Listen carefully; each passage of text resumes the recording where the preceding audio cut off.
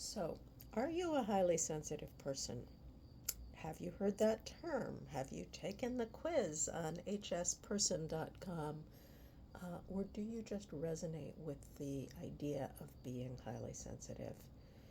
I'm Ruth Schwartz. I'm the director of the Conscious Girlfriend Academy, helping lesbians and queer women date wisely and love well.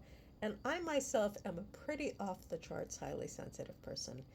And so I have spent many years of my life trying to figure out how to best navigate my high sensitivity in a world that is often not set up for people like us. If you are also a highly sensitive person like me, you might experience things like strong levels of empathy and intuition. So you know what the people around you are feeling, whether you want to or not. You might be very sensitive to lights, like I hate fluorescent lights, to noise, like I have to get away from it, to crowds. You might have a strong need for time alone. You might experience your own emotions very strongly. You might be deeply moved by art and literature and music.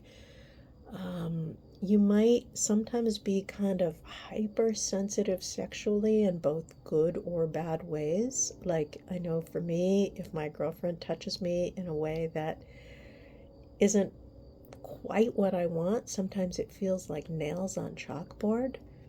But then if she touches me in ways that are like what I want, it's amazing.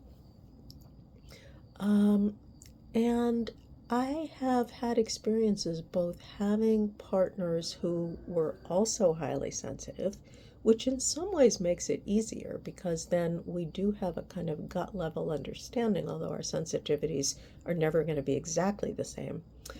And I've also had experience loving and dating people who are not highly sensitive in the ways that I am. And then I find that often a fair amount of shame comes up for me because it's like I'm always having to say, no, I need to leave this crowded place or this noisy place, or I need to change the lighting, or I need you to touch me in this other way, or I need some time alone now.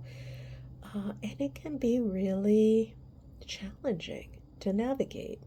On the plus side, I would say that my girlfriends and partners tend to really love my sensitivity when it comes down to my empathy and my understanding and how I can show up for them and how much I love. Well, some people love this, some people don't, but the people that I'm best suited with do really love that I can just melt into nature. I can sit in nature for hours and just merge with the trees or merge with the rivers. I can merge that way sexually and emotionally, and it can be really deeply intimate and ecstatic.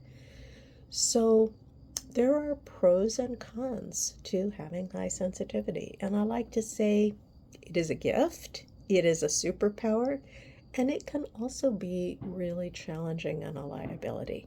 So that's why I am offering a class, a master class and workshop about dating and loving as a highly sensitive person, or dating and loving a highly sensitive person, even if you're not one yourself, because there is so much that we can get more comfortable with, get more skilled at, so that we can really love each other well, which is what Conscious Girlfriend and my life are all about.